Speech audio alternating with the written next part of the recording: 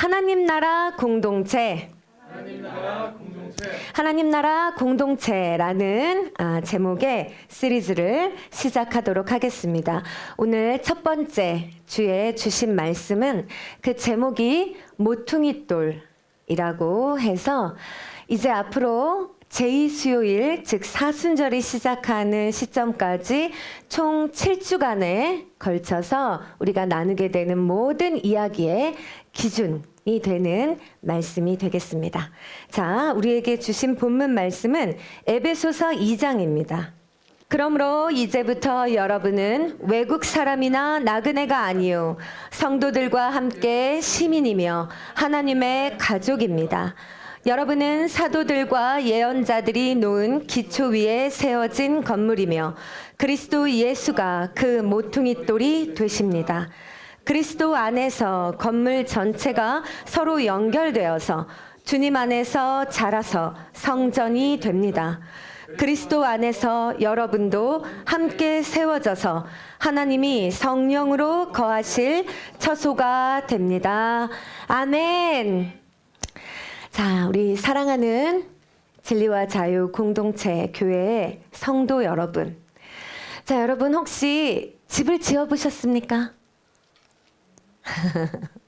나중에 꿈은 있으시죠? 네, 이렇게 집을 짓고 또 사랑하는 가족과 오손도손 행복하게 살고 싶다, 뭐 이런 꿈이 있는 분들도 있으실 텐데, 자, 여러분 집을 지을 때 가장 중요한 부분이 어디라고 생각하십니까?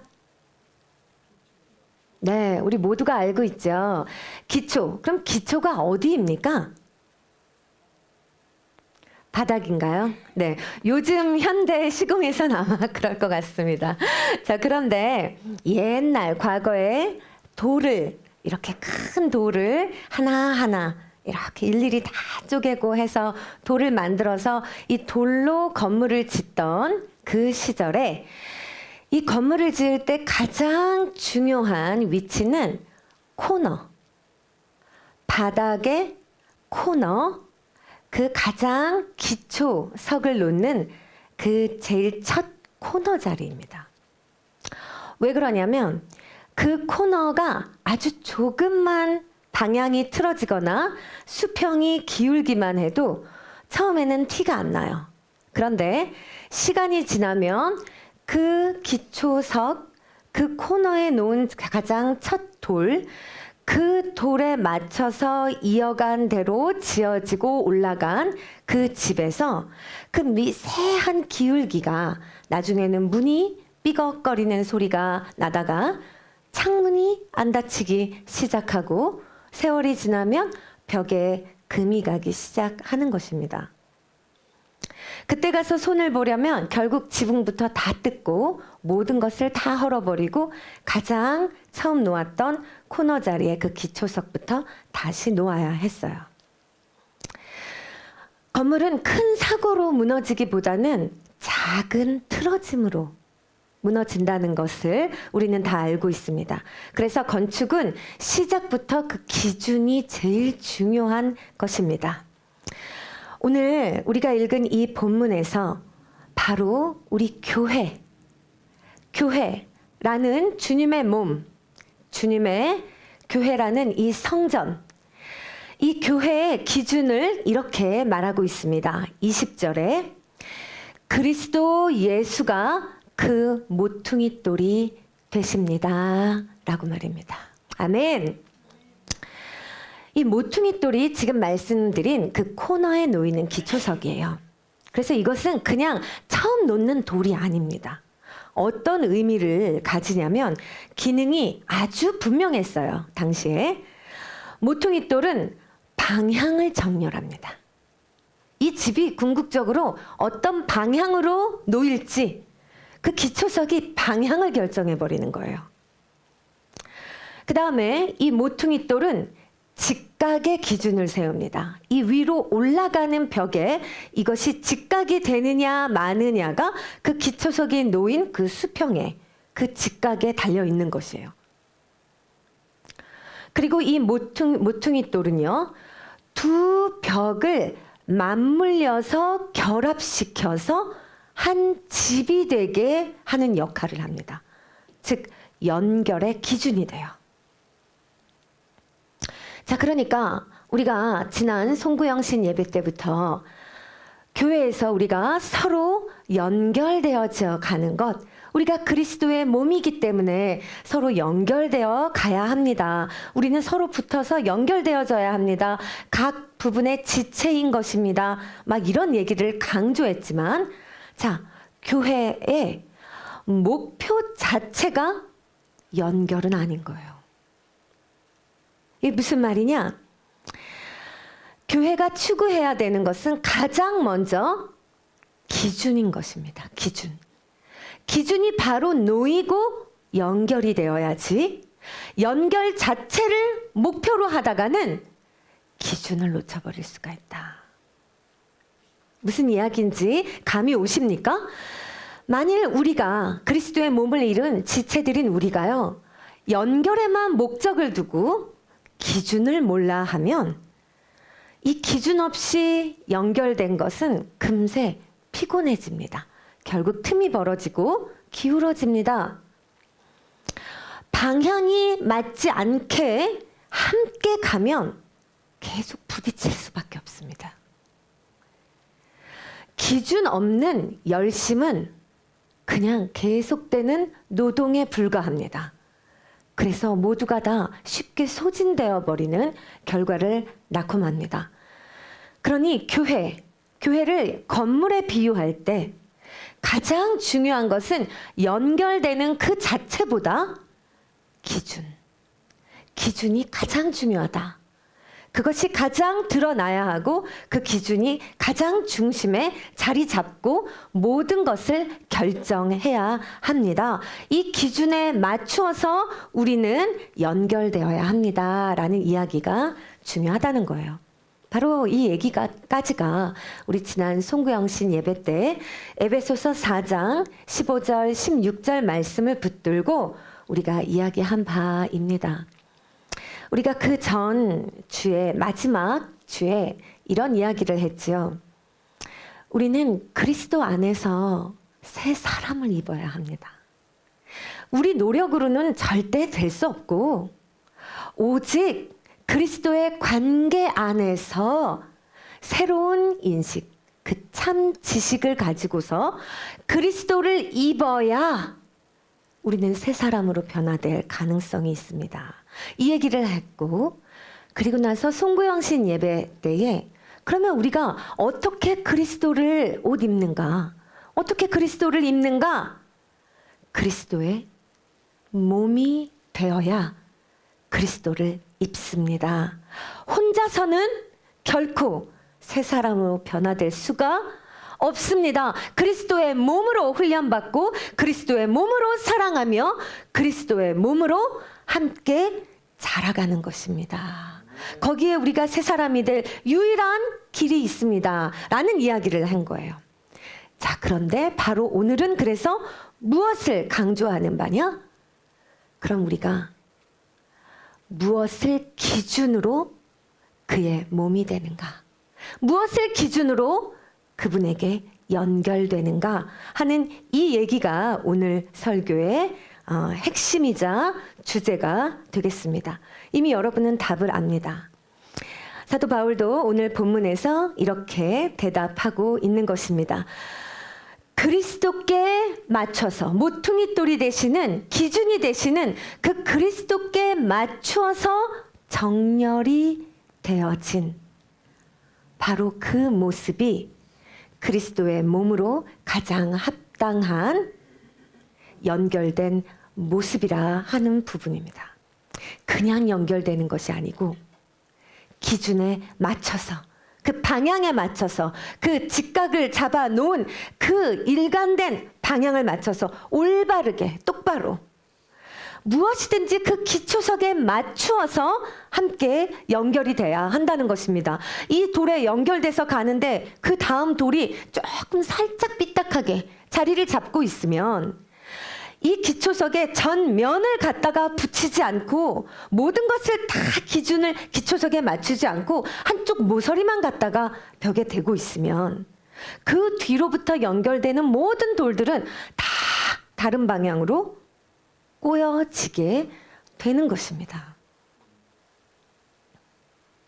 그래서 여러분, 교회라는 것을 잘 생각해야 합니다. 교회는 우리 서로를 위해 연결되는 곳이 아닙니다. 서로의 기분을 맞춰주기 위한 사교 모임이 아닙니다. 서로의 입장만 누구나 이 사람 저 사람마다 저마다의 입장 이야기하는 것을 들어주고 얼러주기 위해 모여있는 그러한 모임이 아닙니다. 기준에 맞춰서 모두가 다 똑같이 예수 그리스도의 그 기준에 맞춰서 정렬되어 함께 세워져 가는 주님의 공동체입니다. 이 모습을 꼭 기억해야 합니다. 이 정렬이 무너질 때 어떤 일이 발생하는 거냐면 공동체가 기준을 잃어버리는 겁니다.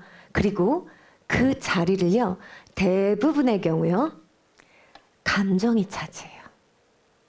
그래서 교회들이 무너집니다. 그래서 교회들이 싸우다가 해산되고 해체돼 버립니다. 그래서 교회들이 하나가 되지 못하는 것입니다. 기준에 맞춰서 모두가 다 정렬되는 그러한 순종의 모습으로 함께 연결되어야 하는데, 이 기준을 놓쳐버리면 그 자리를 감정이 차지한다.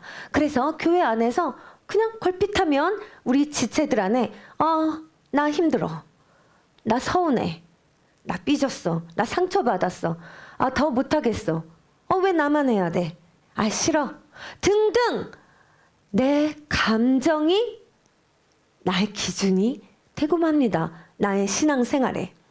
여러분, 감정은 굉장히 소중합니다. 우리 되게 오랜 세월 동안 이 감정에 대해서 진지하게 다뤄왔음을 여러분 기억하실 겁니다.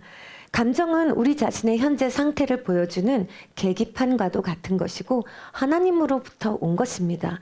주님은 우리의 마음을, 우리의 감정을 굉장히 소중하게 다루시고 관심하시고 관계해 주십니다. 자, 그런데 우리의 착각은 어디에 있는가? 이 감정은 계기판에 불과합니다. 감정이 우리 신앙생활에 핸들이 되어서는 안 됩니다. 그런데 우리는 자칫 기준을 놓쳐버리기 때문에 우리의 감정이 우리 신앙생활에 핸들이 되어버립니다.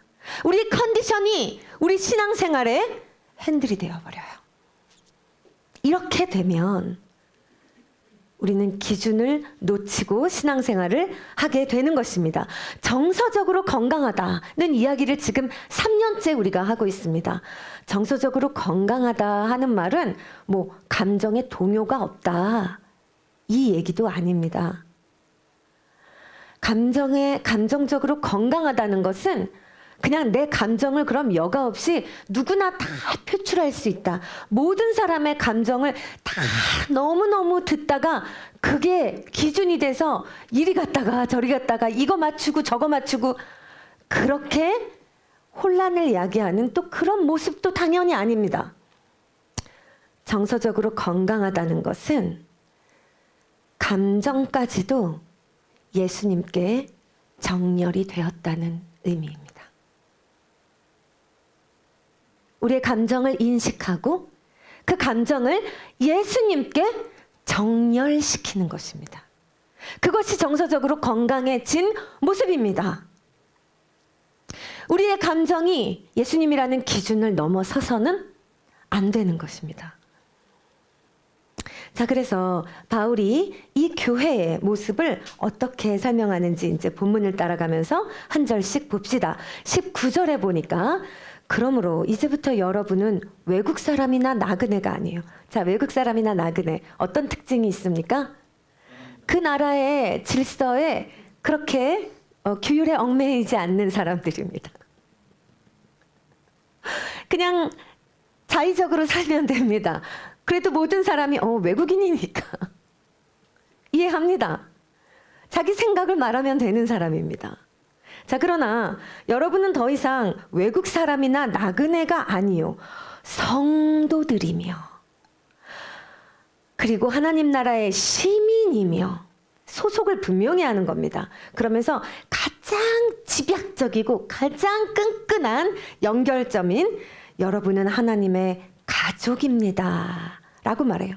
이것은 그냥 잘 맞는 사람들의 모임이 아니라는 것입니다. 하나님이 묶으신 가족이라는 것이에요. 교회라는 것은요. 그리스도의 몸은 하나님이 묶으신 가족입니다. 여러분, 가족의 특징이 일단은 무엇입니까? 아닌 것 같아도 그들의 문화와 질서가 있어요. 보이지 않는 가정법이 존재합니다. 그 집에 가선 다 그렇게 행동해요. 그리고 바로 세워진 가정들은 가장이라는 그 기준에 맞춰서요. 사람들이 모두 다 기준에 맞춰 정렬되어 질서 있게 연결돼 있을 때 우리는 그 가정을 잘 세워진 화목한 가정이라고 표현을 합니다. 자, 그런데 저마다 제각기 행동하는 가족을 우리는 전문 용어로 뭐라고 부릅니까? 콩가루 집안이라고 부르는 거죠. 다 흩어 날아가는 거죠. 정렬이 되어 있지 않는 모습입니다. 가족의 첫째 특징은 이와 같은 모습이 있어요. 자, 그리고 두 번째 가족의 특징이라면 여러분, 그럼에도 불구하고 이렇게 일사불란하게 가족이 정말 다 일심동체로 움직입니까? 우리네 가족들이? 그렇진 않죠. 그 안에 참 모자른 사람도 있고 부족한 사람도, 아픈 손가락은 가족마다 다 한두 명씩은 있는 법입니다. 그렇게 부족해도 완벽해서 함께 사는 게 아니라 부족한 일을 절대로 끊을 수 없는 관계에 놓인 것이 가족입니다. 그와 같은 특징을 고스란히 갖는 것이 바로 그리스도의 몸인 교회 공동체다 라고 사도 바울은 지금 강조하고 있는 것입니다. 그러니까 교회는 상처가 전혀 없는 곳이 아니라, 그래서 우리 가운데서 뭐가 좀 안 맞고 부족한 사람을 그냥 끊어내버리고 뭐 함께 못하고 하는 그런 모습이 아니라 복음 안에서 그것이 함께 다루어지는 거예요. 부딪히면서 훈련이 일어난다는 이야기를 송구영신 예배 때도 드렸는데요. 다루어지고 함께 자라나는 것이죠. 가족의 세 번째 특징은 그 무엇보다 양육의 1차 장소라는 것이죠. 그곳에는 자람이 있습니다. 자람. 교회 공동체도 그대로 그냥 모여 있는 것이 아니라 성장이 있다는 것입니다. 자, 21절로 넘어가 보면, 이제 20절에서부터 21절로 넘어가다 보면 사도 바울은 이제 이미지를 가족 공동체의 모습에서 건물로 우리 교회 공동체를 표현하기 시작합니다. 21절, 그리스도 안에서 건물 전체가 서로 연결되어 주님 안에서 자라서 성전이 되어갑니다 라고 이야기했죠. 아까 가족의 세 번째 특징이 이 자라감, 이 성장이라는 부분을 말씀드렸는데, 이 부분을 더 강조하고 더 확실한 표현을 하기 위해서 사도 바울은 이제 이 교회 공동체를 건물에 비유합니다. 건물은 한 번에 뚝딱 만들어지는 법이 없어요. 기초석부터 놓은 후에 아주 오랜 세월 하나 연결해 가면서 꽤 많은 시간과 공이 들여져야 하나의 건물로 완성이 됩니다. 그래서 개역 개정에는 되어가고라는 표현으로 이제 나오고 있는데, 그러니까 교회라는 공동체는 어떤 특징이 있는가? 한마디로 공사 중이라는 거예요.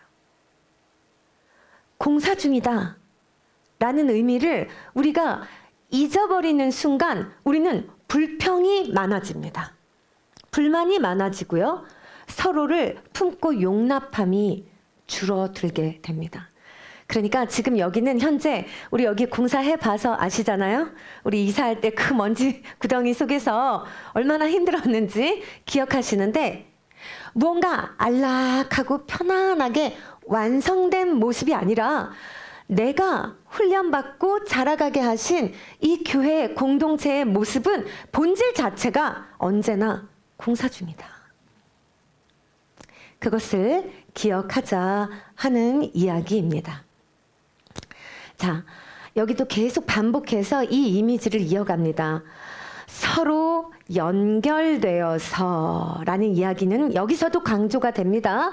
그런데 21절 맨 앞에 보면 그리스도 안에서 서로 연결되어서 라고 이야기하면서 지금 오늘 설교의 핵심 주제인 이 모퉁이 돌의 기준석에 정렬되어야 하는 이 연결의 핵심을 계속해서 강조하고 있습니다.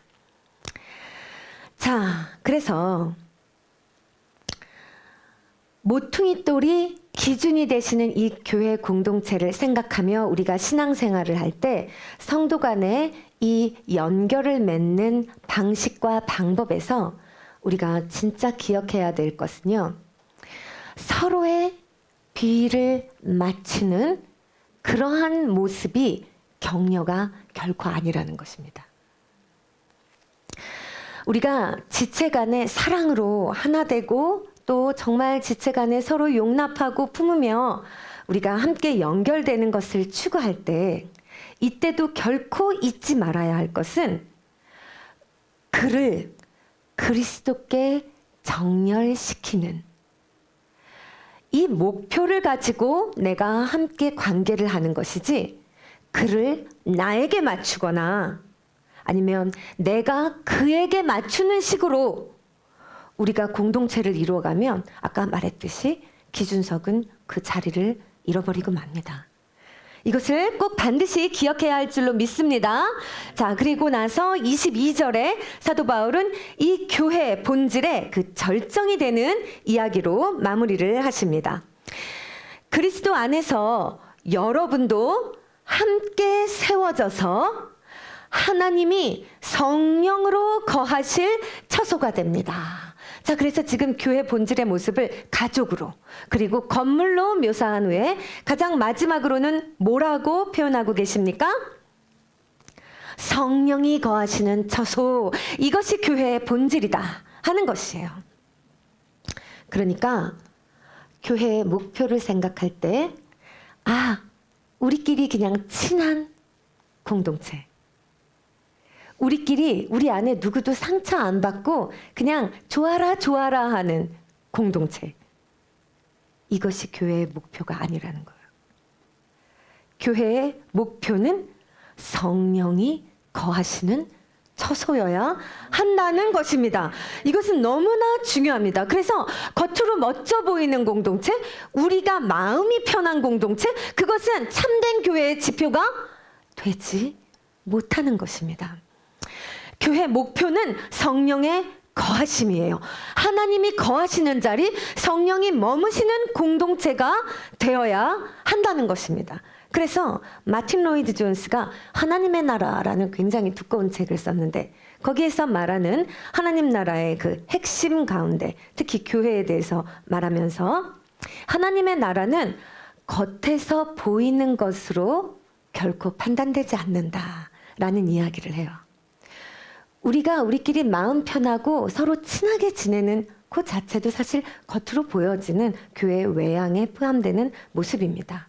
우리가 누리는 모든 이런 시설이나 설비나 교회의 멋진 건물이나 어떤 기획 프로그램이나 어떤 것을 다 구축할 수 있는 그런 인프라 등이 교회의 겉모습에 해당됩니다. 그러나 마틴 로이드 존스는 강조하는 바가 이 교회, 하나님의 나라는 겉에서 보이는 것으로 판단되지 않는다. 즉 하나님의 나라가 되는 것이 아니다. 무엇으로 하나님의 나라인 줄을 아는가? 하나님 나라의 본질은 왕이신 그리스도의 통치가 실제로 일어나는 곳. 하나님의 나라라는 말 뜻 자체가 히브리어로 말쿠트 그리고 헬라어로 바실레이아 그 자체가 왕이 통치하는 영역, 왕의 통치가 다스리는 영역을 뜻하는 말입니다.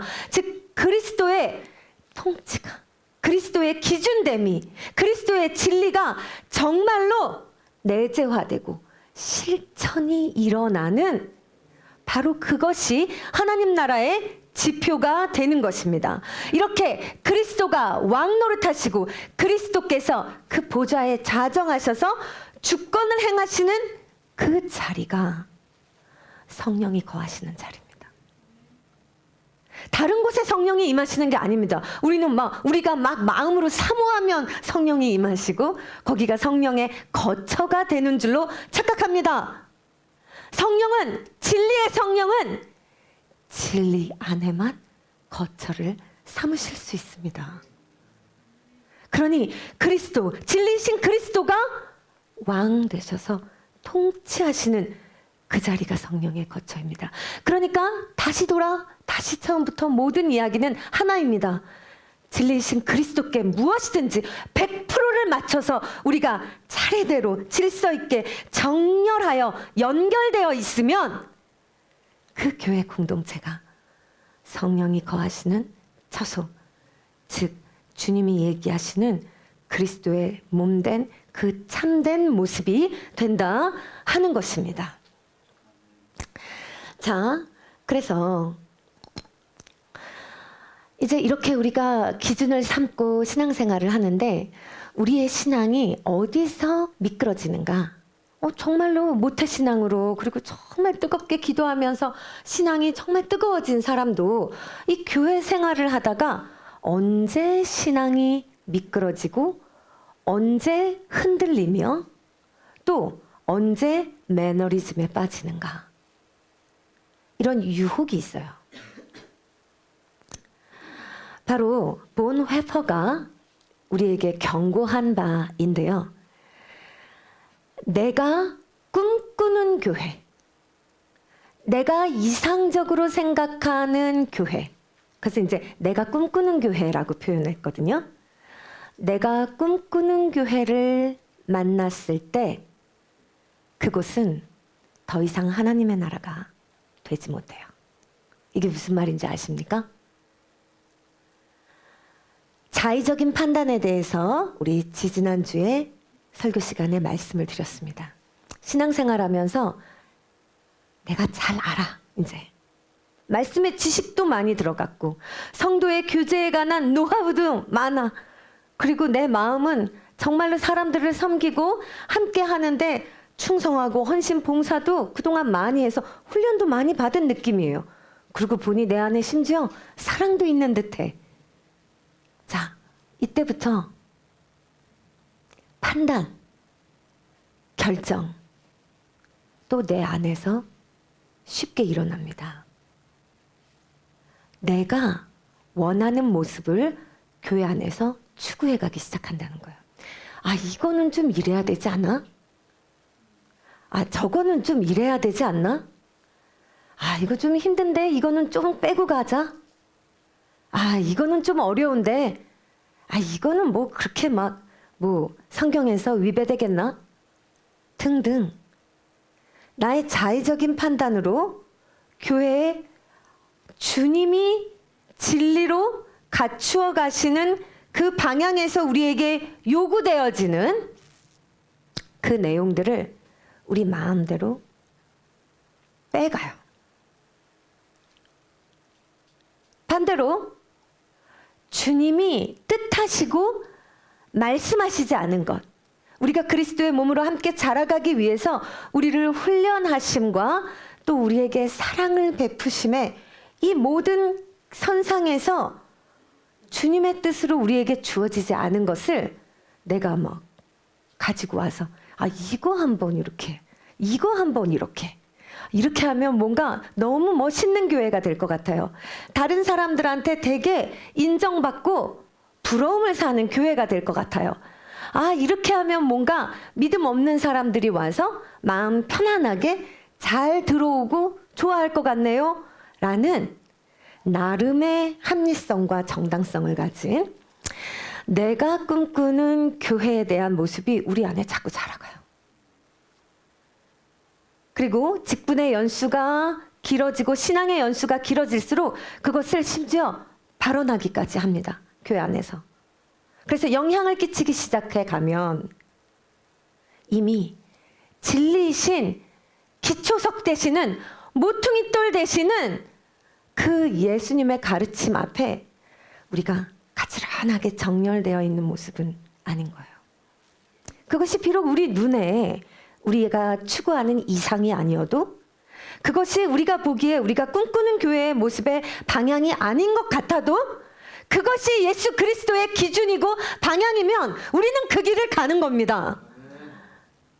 이때 다른 나의 자의적인 판단과 생각으로 내가 꿈꾸는 교회를 마구 말하기 시작하면 한마디로 그 교회는 사공이 많아져 배가 산으로 갑니다. 여기 뭐 배로 비유하진 않았지만은 교회를.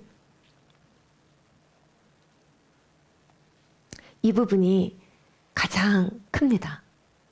여기서 우리 오랜 신앙 연수의 성도들과 또 직분자들이 매너리즘에 빠지거나 교만해지거나 번아웃이 오거나 그의 생각에 혼란이 바로 이 대목에서 옵니다. 고로 우리가 기억할 것은 교회를 내 기대에 정렬시켜 가려고 하지 말고, 절대 그러면 안 됩니다.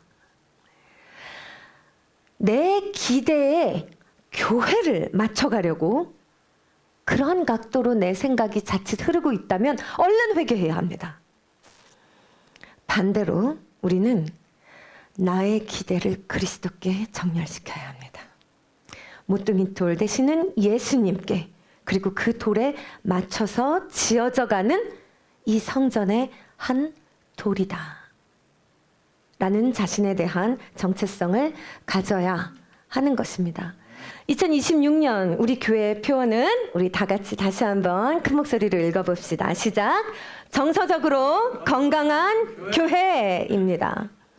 자, 그러니까 어떤 이야기를 1년 동안 우리가 주의 말씀을 듣고자 하는 거냐면, 우리의 감정, 우리의 생각, 우리의 감정으로부터 오는 우리의 자의적 판단, 그것으로 내 이상적인 교회를 내가 만들어 가려고 하지 않고 모퉁이돌 되시는 진리 앞에 똑바로 정렬되어서 나의 감정도 정렬시키고 나의 행위도 정렬시키고 나의 생각을 정렬시키고 나의 신앙생활의 모든 헌신과 충성도 정렬시켜서 우리가 진정으로 정서적으로 건강한 그분의 몸이 되어가기를 원하는 것입니다. 그래서 우리의 감정에 무너지지 않고 우리의 감정대로 행하지 않고 진리의 기준을 따라 주님 앞에 세워지는 그러한 건강한 교회가 되기를 사모합니다. 모퉁이돌이 바로 서면 집이 바로 섭니다. 집이 바로 서면 하나님이 거하십니다. 하나님이 거하시면 그곳에 하나님의 나라가 자라가는 것입니다. 우리 정말로 모퉁이돌 대신 그리스도에게 붙어서 주님 기뻐하시는 성령의 거처로 올 한 해 하나님 나라의 진정한 공동체로 세워지게 되기를 간절히 소망합니다. 아멘.